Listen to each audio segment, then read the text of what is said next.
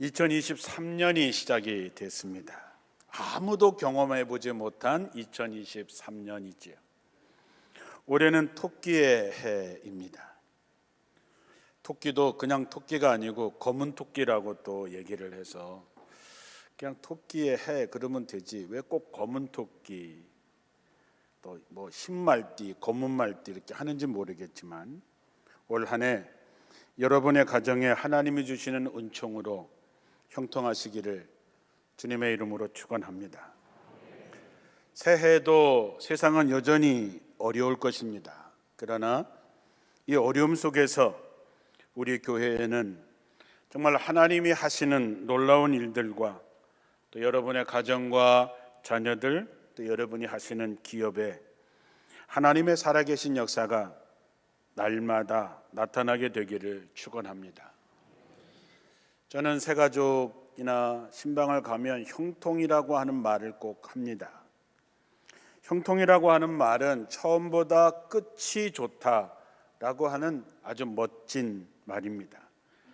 처음보다 끝이 좋다라고 하는 말 참 좋지요. 히브리어의 뜻에 보면 날로 번성하다라고 하는 뜻도 가지고 있습니다. 우리가 성경적인 뜻에서 형통이라고 하는 것은 아주 간단한 것입니다. 하나님이 함께 하신다 하는 것입니다. 하나님이 함께 하는 것이 형통입니다. 성경의 위인들이 한결같이 우리와 똑같이 많은 어려움도 겪게 되고 처지도 어려워지기도 하고 환경도 어려워짐을 겪어야 했지만 하나님께서 내가 너와 함께 하리라 했을 때에 그것을 믿고 따라서 결국 처음보다 끝이 좋아지는 형통의 복을 얻었습니다. 그러나 하나님께서 택한 사람이라고 할지라도 하나님이 떠나시면 불통이 되고 실패하고 빼앗기는 삶을 사는 슬픈 사람들도 있습니다. 우리는 부모가 되어서 자식이 잘 되기를 바랍니다.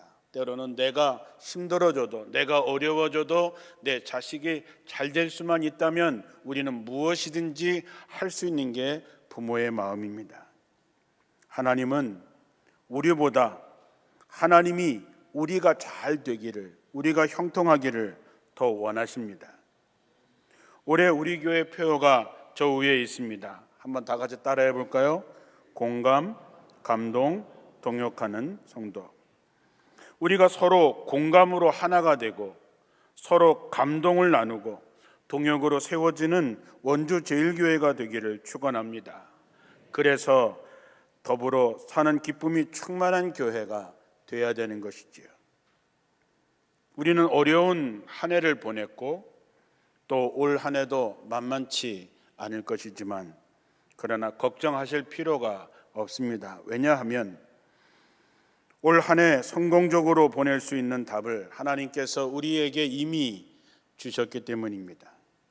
오늘 시온 찬양대의 찬양곡처럼 일어나서 빛을 발할 수 있도록 하나님께서는 이미 준비해 놓으셨다라고 하는 것입니다. 오늘 본문 말씀에 요한복음 15장 4절에 내 안에 거하라 나도 너희 안에 거하리라.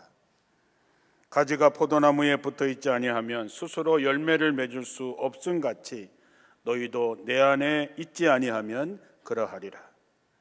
나는 포도나무요 너희는 가지라. 그가 내 안에 내가 그 안에 거하면 사람이 열매를 많이 맺나니 나를 떠나서는 너희가 아무것도 할 수 없습니다. 우리가 형통하는 비결은 복잡하고 어려운 일이 아닙니다. 오늘 말씀에 보면 우리가 형통하는 비결은 주님과 동행하는 것이고 무엇보다 주님 안에 머물러 있는 것입니다. 내가 얼마나 많은 일을 했는지, 내가 세상에서 어떤 자리에 있는지, 내가 세상에서 있고 없고 그런 문제가 아니라 정말 주님과 나와의 관계가 어떠냐 거기에 달려 있는 것이지요. 우리의 목표는 주님 안에 머물러 있는 것입니다. 저도 그렇고 여러분도 그렇습니다. 제가 얼마나 많은 일을 하느냐 그것이 아니라 제가 주님 안에 머물러 있느냐 그렇지 않느냐라고 하는 것입니다. 그거면 충분합니다. 그거면 다 됩니다. 주님 안에 머물러 있으면 우리는 열매를 많이 맺는다 했습니다. 내가 맺는 것이 아니라 주님이 나를 통해서 맺는 것이고, 우리가 많은 열매를 맺게 되면 하나님께서 영광을 받으시고 우리가 하나님의 사람인 것을 증거하게 된다 했습니다. 이거면 충분하지 않습니까? 이것이 어려운 일입니까? 다시 한번 말씀드리지만 여러분과 저의 최고의 오늘의 첫 번째 목표는 예수님 안에서 있는 것입니다. 주님 안에서 우리가 하나 되고 주님 안에서 진정한 형제 자매가 되는 것입니다. 주님 안에 머물러 있는 삶, 주님과 동행하는 삶, 주님을 진정으로 사랑하는 삶을 살아야 주님이 우리에게 형통의 복을 주신다 하셨습니다. 여러분이나 저나 하나님이 사랑하는 사람이면 의심할 여지가 없습니다. 그런데 과연 우리가 하나님을 기쁘시게 하는 자일까? 우리가 하나님이 우리를 통해서 기뻐하신다면 어떤 일이 일어날까요? 민수기 14장 8절에 가나안 땅을 정탐하고 돌아와서 10명의 정탐꾼은 그곳이 정말 젖과 꿀이 흐르는 땅임에는 분명하지만 거기에 있는 환경, 거기에 사는 사람들을 보면 우리는 메뚜기에 불과하기 때문에 못 간다 했습니다. 백성들이 뒤집어지고 울고 불고 난리가 났을 때 여호수아와 갈렙이 이렇게 얘기했습니다. 여호와께서 우리를 기뻐하시면 우리를 그 땅으로 인도하여 들이시고 그 땅을 우리에게 주시리라. 이는 과연 젖과 꿀이 흐르는 땅이니라. 우리가 가서 뭘 하는 것이 아닙니다. 우리가 단지 하나님이 우리를 기뻐하시면 하나님이 우리를 그 땅에 들이시고 그 땅을 우리에게 주신다 하셨습니다. 누가 주십니까? 내가 하는 것이 아니라 하나님이 하신다라고 하는 것입니다. 우리가 하나님과 공감하고 하나님께 감동을 드리고 하나님께서 주시는 은혜로 감동을 받고 하나님의 일에 동역하는 게 과연 뭘까? 그렇다면 우리가 하나님 안에 있는 것이 어떤 것인가? 어떤 상태가 하나님 안에 있는 것일까? 여호수아서 1장 6절에서 9절을 보면 하나님께서는 여호수아에게 형통의 비결을 정말 간절한 마음으로 말씀하십니다. 여호수아서 1장 6절에서 9절까지를 아주 쉽게 이해하기 위해서 현대어 번역으로 읽어드리겠습니다. 그러므로 너는 힘을 내거라. 마음을 단단히 먹어라. 아무 걱정도 하지 말아라. 내 손조에게 주겠다고 내가 이미 약속하지 않았느냐? 내가 맹세하지 않았느냐? 내가 그 땅을 차지하도록 하겠다. 힘을 내거라. 마음을 굳세게 먹고 내 종 모세가 네게 명령한 가르침을 꼭 지키거라. 그대로 실천하여라. 어느 하나라도 소홀히 여겨서는 안 된다. 우습게 여겨서도 안 된다. 좌로나 우로나 치우치지 말아라. 내 말을 그대로 따르면 네가 어디로 가든지 모든 일이 잘 풀려 잘 되리라. 이러한 가르침을 적은 이 책을 내 입에서 떠나지 않게 하여라. 끊임없이 외워라. 그 가르침을 놓고 낮이든 밤이든 늘 명상하여라. 가르침을 끊임없이 곱씹어 보아라. 이 책에 기록되어 있는 대로 다 지키고 그대로 실천하여라. 그 말씀대로 따라 살아라. 그리하면 내 앞길이 평탄하리라. 모든 일이 잘 풀려서 안 되는 일이 없으리라. 내가 네게 분명히 말해둔다만 힘을 내어라. 흔들리지 말아라.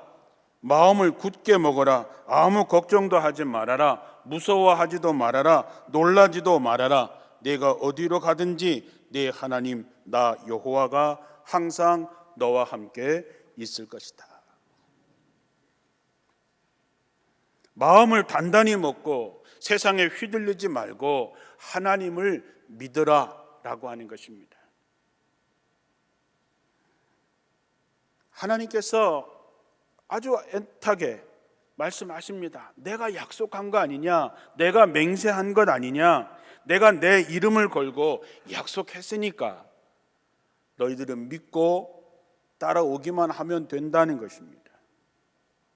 하나님의 말씀을 입술에 두고 하나님의 말씀을 배우고 익히고 그리고 묵상하고 그 말씀을 지켜 행하기만 해라. 그리하면 내가 내 앞길을 평탄하게 해주겠다. 하나님과 공감하고 하나님께서 주시는 은혜의 감동을 받고 하나님과 여러분의 인생을 함께하기 위해서 보다 철저하게 말씀 위에 서고 말씀에 순종하게 되면 주님께서 모든 일이 잘 풀려서 안 되는 일이 없게 하겠다 했습니다. 그러므로 우리는 작년보다 예전보다 더 철저하게 하나님 안에 하나님의 말씀 위에 서야 된다고 하는 것이지요.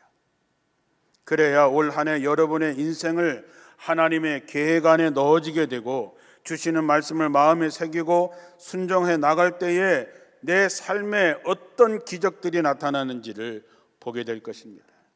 너희가 내 안에 머물러 있게 되면 내가 하겠다. 저절로 많은 열매를 맺게 되고 그 열매를 맺은 너로 인해서 내가 영광을 받게 되고 사람들이 너를 하나님의 사람이라고 인정받게 될 것이라고 하는 것이죠. 그러기 위해서는 여러분 먼저 내 것을 내려놓아야 됩니다. 그리고 하나님 안에 머무르십시오. 저도 올해는 그 어떤 것보다도 주님 안에 있기를 원합니다. 우리는 과거에 매여서 미래를 놓치는 경우가 많이 있습니다. 이사야 43장 18절에 지나간 일을 생각하지 말라. 흘러간 일에 마음을 묶어두지 말라 했습니다. 우리의 인생이 힘들고 어려울 때마다 우린 지나간 과거에 남을 탓하고 원망합니다. 정권도 그렇습니다. 그러나 여러분, 우리가 살아오면서 얼마나 많은 아픔들을 경험해 왔습니다. 그것이 사랑과의 문제이든 경제적인 문제이든 때때로 억울한 일이라 할지라도 그것을 내려놓아야 됩니다. 집착이 되면 될수록 우리 자신의 미래가 앞으로 나갈 수 없기 때문입니다. 우리는 한때 잘 나갔던 적도 있고 좋은 때도 있었지요. 그것마저도 내려놓아야 됩니다. 그때 그것 때문에 미래를 부정적으로 만들어서는 안 됩니다. 지나간 것은 다시 돌아오지 않습니다. 2022년은 우리에게 다시 돌아오지 않습니다. 이제 익숙해져 있는 것도 내려놓아야 됩니다. 뻔한 것은 뻔한 결과를 가져올 뿐입니다.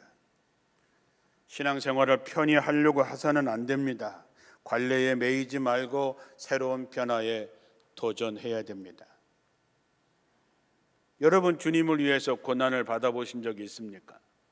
주님 때문에 핍박을 받고 모욕을 당하신 적이 있습니까? 주님 때문에 진급에 손해를 보고 경제적으로 손해를 본 적이 있습니까?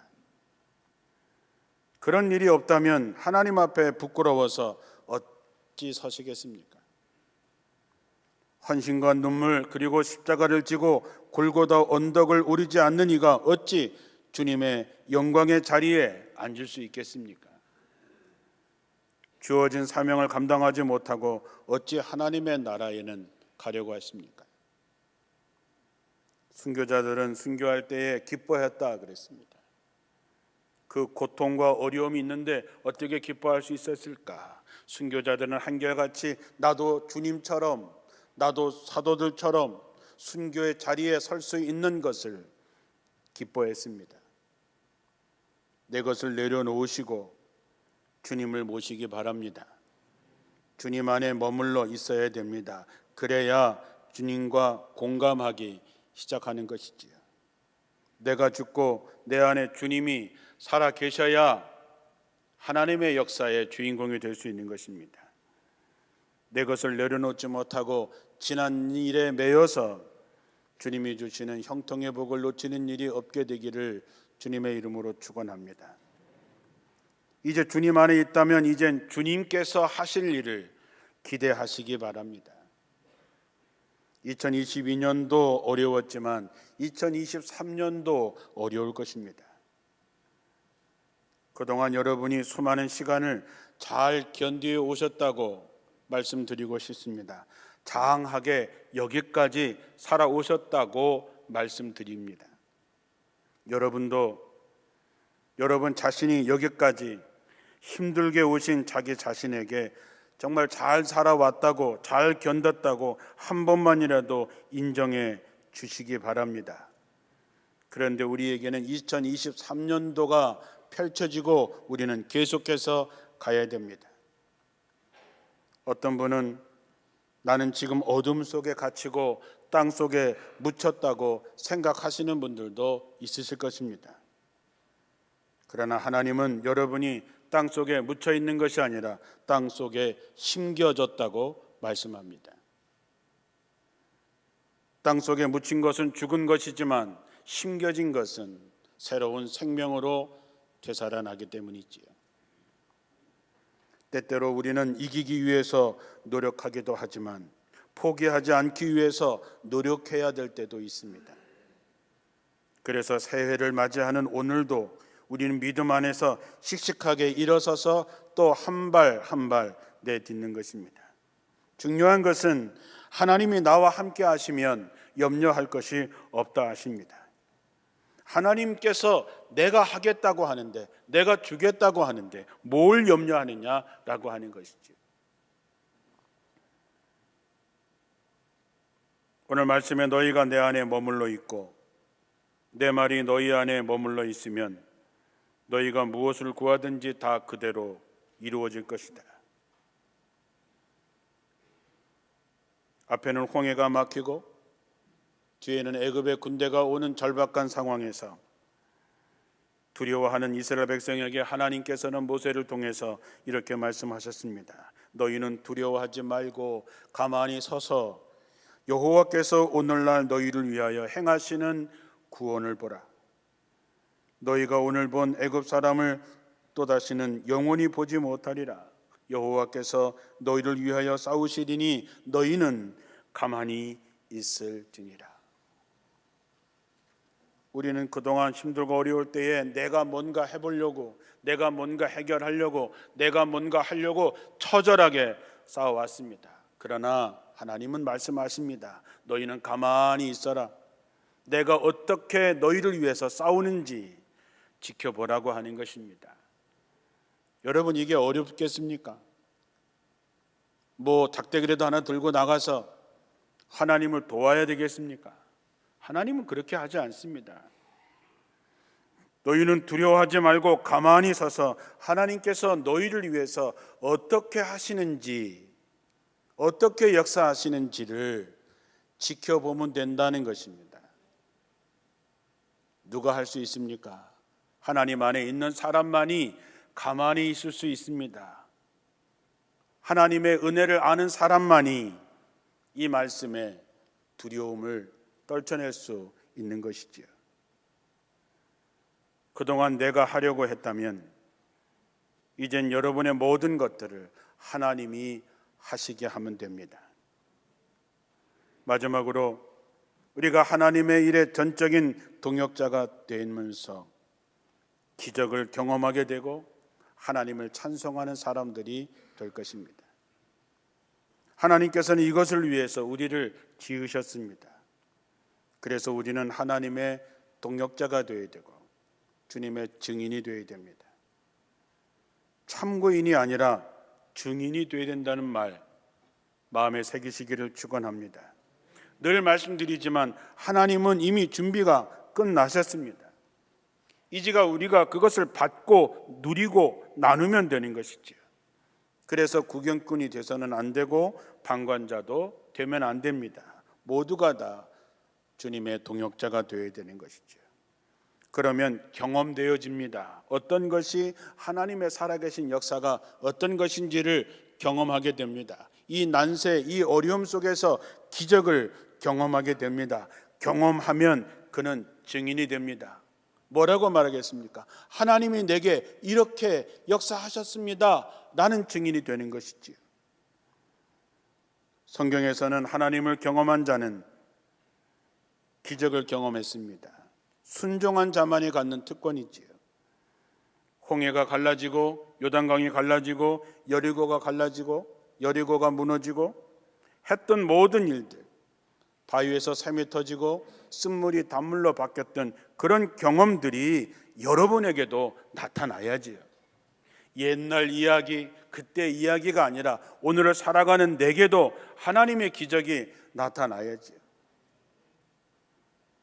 그 모든 기적은 우리가 하나님의 일에 뭔 동역을 하겠습니까? 말이 동역이지 하나님의 말씀에 순종하면 되는 것이지요.